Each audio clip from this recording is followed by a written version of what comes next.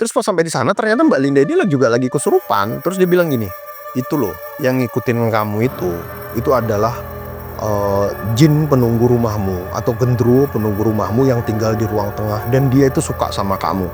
Ternyata ada dua orang yang tidak saling mengenal dan kedua-duanya mengatakan hal yang sama. Di perjalanan menuju rumah tetangganya itu, matanya itu tiba-tiba memandang ke arah jemuran itu ya. Ternyata di situ ada sosok putih yang sedang berdiri dan lompat-lompat. Assalamualaikum warahmatullahi wabarakatuh. Shalom, salam sejahtera bagi kita semua. Om Swastiastu, Namo Buddhaya, dan salam kebajikan. Dalam video kali ini saya akan menceritakan sebuah cerita horor yang saya dapetin dari sebuah trip di Kaskus yang menceritakan pengalaman dari seorang perempuan bernama atau dengan ID Kaskus Nefri Riu yang menceritakan pengalaman hidupnya selama dia tinggal di rumah tusuk sate bersama dengan ayah, ibu, dan juga kakak-kakaknya. Seperti yang masyarakat kita percayai, rumah tusuk sate itu dianggap sebagai rumah yang memang membawa sial ya, atau seringkali berkonotasi atau seringkali dianggap memiliki aura negatif atau angker. Hal ini dikarenakan ada kepercayaan tentang Feng Shui yang bilang bahwasanya rumah yang langsung menghadap ke jalan, yang langsung menghadap ke ujung jalan itu akan membawa dampak energi negatif yang juga berasal dari jalan dan masuk ke dalam pintu rumah. Hal ini dianggap pembawa sial ataupun sebagai energi negatif yang disukai oleh berbagai macam makhluk gaib, hingga makhluk gaib itu betah berada di rumah tersebut. Gimana ceritanya? Langsung kita simak videonya.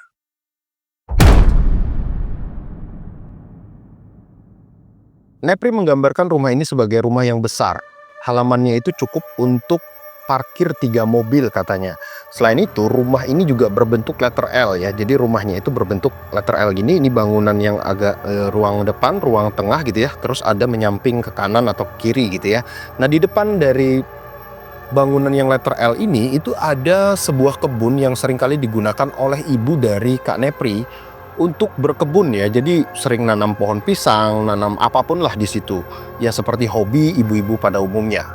Banyak sekali pengalaman yang menurut Mbak Nepri cukup mengesankan atau menyebalkan atau mengerikan ya. Salah satunya adalah ketika masih SD dia seringkali mengalami ketindihan. Nah, walaupun ketika dewasa dia tahu bahwa sebenarnya ketindihan itu bisa disebabkan oleh berbagai macam kemungkinan ya, bisa karena kecapean ataupun kondisi medis. Namun anehnya menurut Kak Nepri pada saat itu ketindihannya itu terjadi berturut-turut gitu loh, sering banget, bahkan dia sering kali terbangun dalam keadaan menangis ya. Saat mengalami ketindihan dia melihat berbagai macam sosok makhluk yang menindihinya, kayak misalkan ada anak kecil, terus ada bayi, terus ada orang tua atau ada orang dewasa seperti itu, hingga membuat dia sangat ketakutan.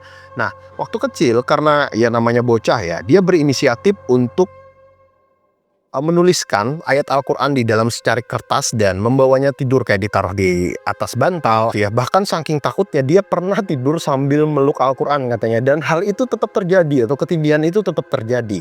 Ya mungkin kalau menurut saya sih itu karena Al-Qurannya nggak dibaca ya, harusnya Al-Qurannya dibaca gitu ya, bukan dipeluk. Selama di rumah itu dia bilang bahwasanya ketika dia itu tidur ya, atau matanya itu merem, dia akan melihat ada dunia lain di sekitarnya. Dia melihat rumah itu seperti tempat yang lain.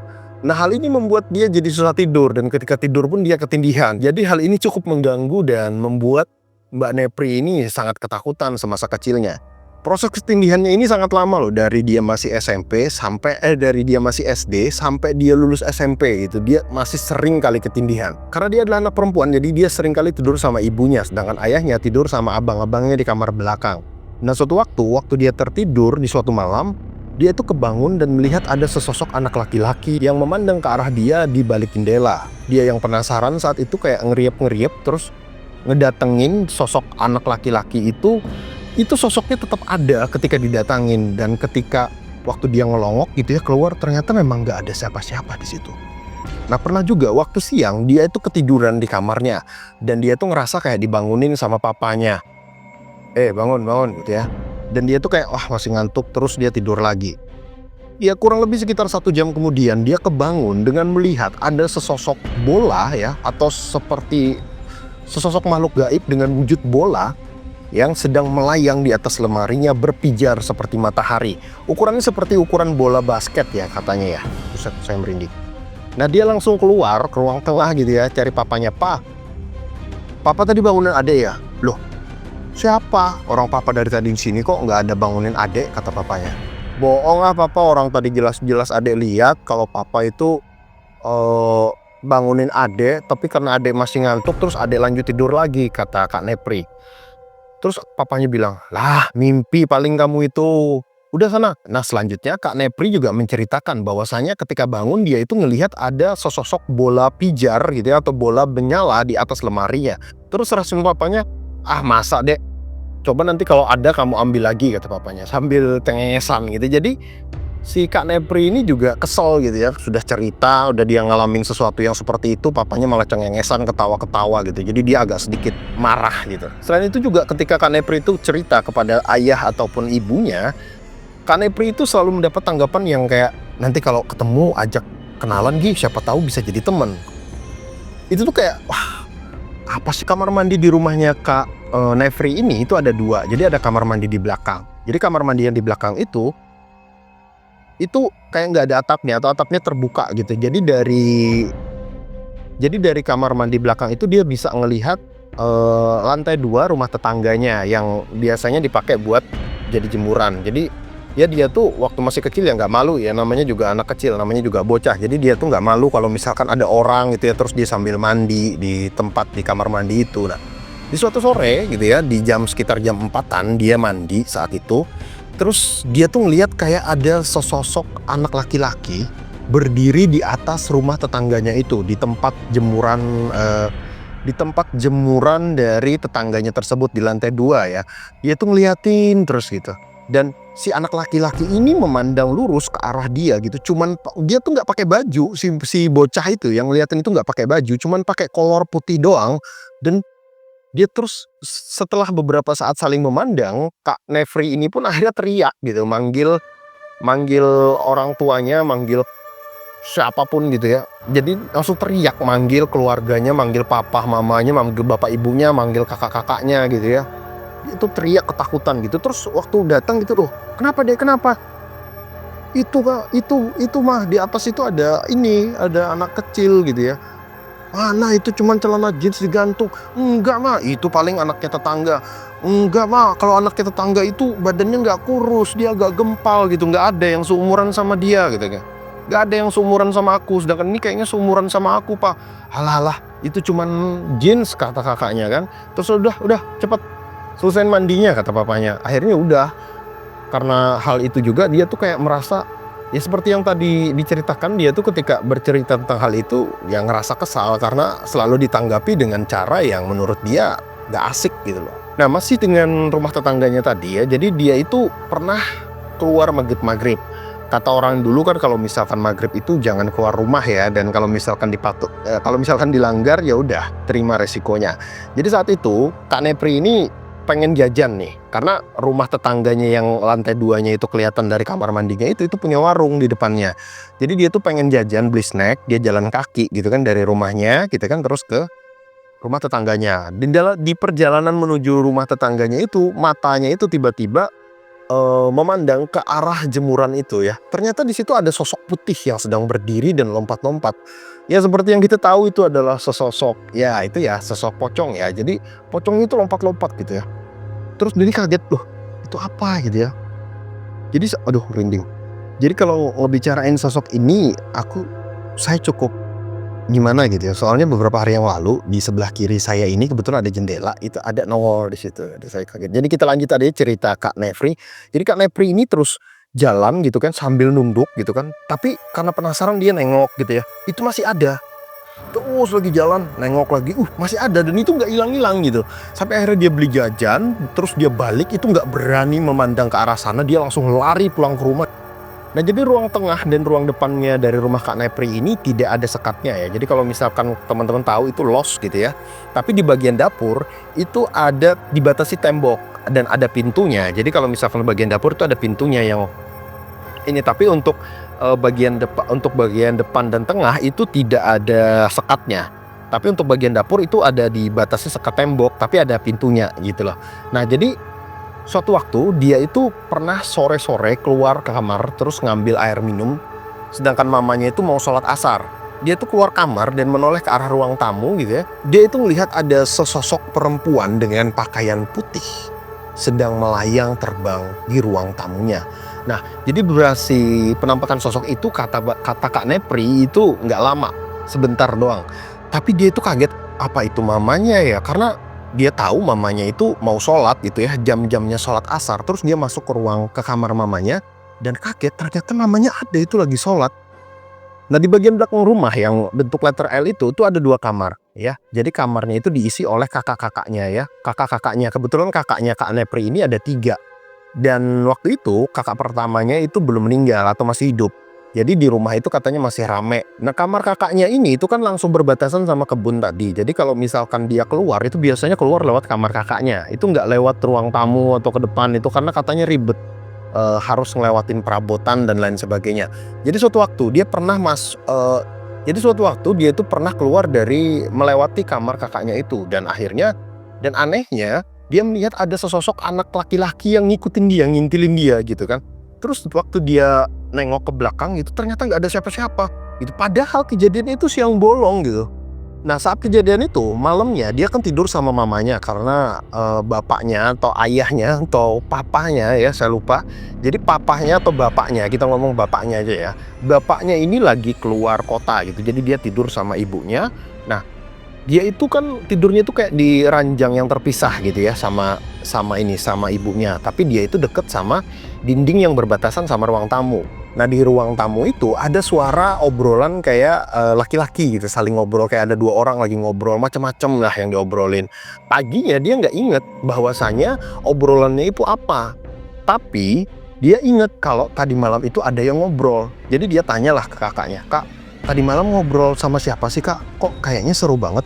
Nah, terus abang jawab, "Lah, sama siapa? Orang kami semuanya jam 9 udah tidur," kata kakaknya. Terus, "Siapa dong yang ngobrol di ruang tamu?" Nah, selanjutnya selain sosok-sosok yang tadi sudah diceritakan, ada juga sesosok tinggi besar hitam berbulu ya, seperti yang kita tahu itu adalah sosok genderuwo ya teman-teman. Jadi menurut 2 orang indigo ya, atau 2 orang yang ngerti ya. Jadi kalau dalam cerita ini Kak Nepri bilang kalau dia tuh sebenarnya nggak percaya dengan hal-hal yang seperti itu ya, atau seperti orang yang punya kemampuan itu dia nggak percaya. Tapi menurut dia ini aneh. Karena apa?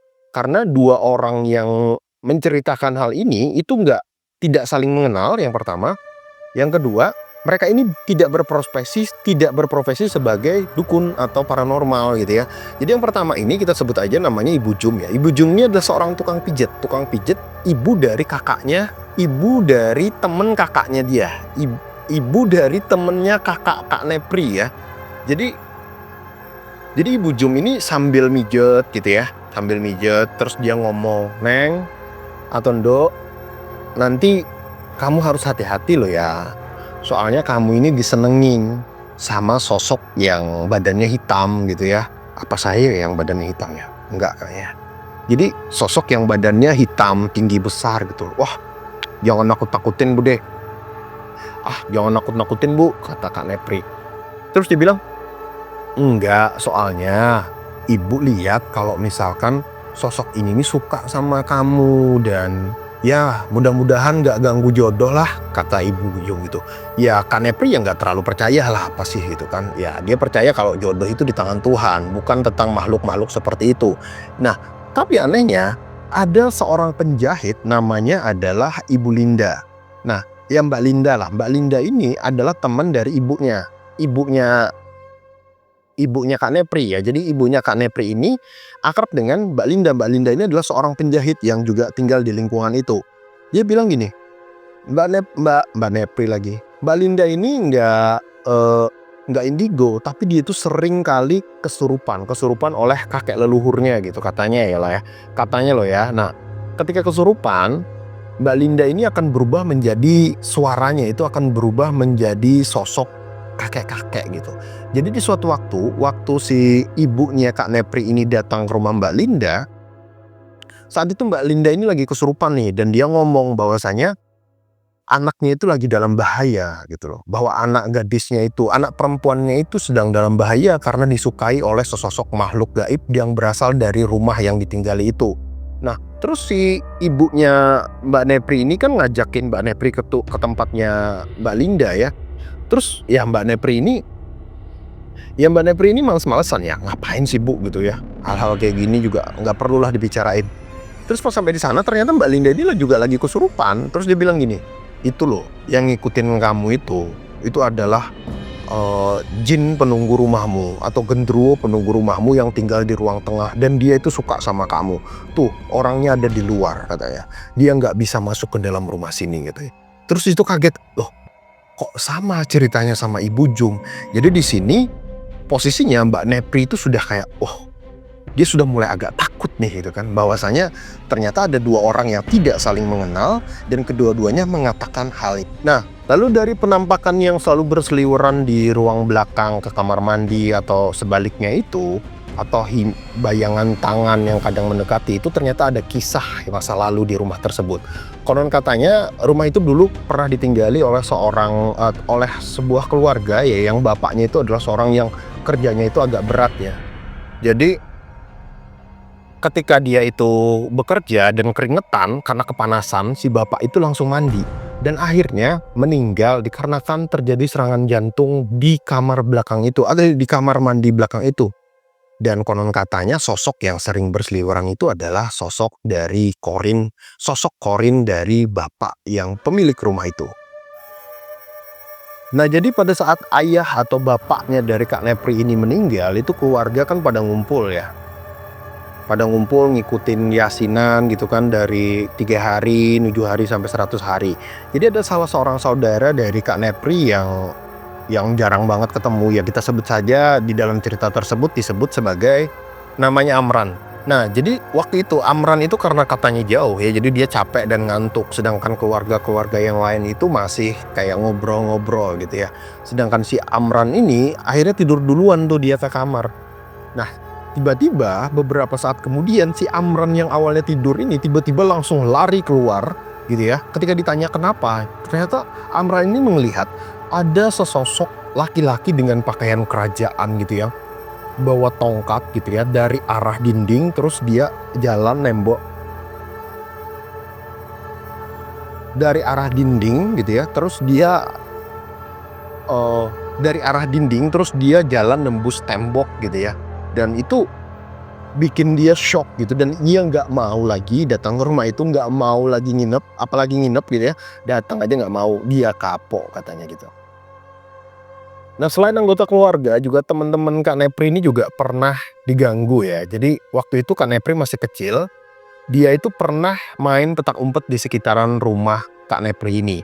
Dan akhirnya ketika saat itu dia itu kan lagi sembunyi itu kayak di balik dedaunan gitu. Nah, ketika sembunyi dia tiba-tiba dia ngelihat kayak ada sosok perempuan dengan rambut panjang itu kayak gitulah. Dia tuh kayak awalnya Kak Nepri itu kayak ngeliatin gitu kan, tapi pas sadar kalau itu adalah sesosok perempuan, dia itu langsung lari gitu ya, keluar dari persembunyiannya, dan akhirnya dia yang jadi jaga. Padahal saat itu kata Kak Nepri kondisinya itu belum malam, apalagi maghrib ya, belum maghrib apalagi malam ya, jadi saat itu masih sore. Nah, itu tadi adalah beberapa cerita dari Kak Nepri yang dituliskan di Trik Kaskus ya teman-teman. Jadi kalau teman-teman sebenarnya ceritanya itu ada panjang sekali, ada banyak sekali, dan kalau misalkan teman-teman tertarik untuk baca cerita lengkapnya, boleh banget teman-teman cek link di deskripsi. Saya akan taruh link sumber dari cerita ini ya teman-teman. Boleh cek di link deskripsi. Dan kalau misalkan teman-teman punya pengalaman horor yang pengen teman-teman share, boleh loh teman-teman nanti langsung aja kirim email yang ada di bawah ya teman-teman. Nanti link emailnya saya juga taruh di bawah. Terima kasih sudah menonton, sampai jumpa di video selanjutnya.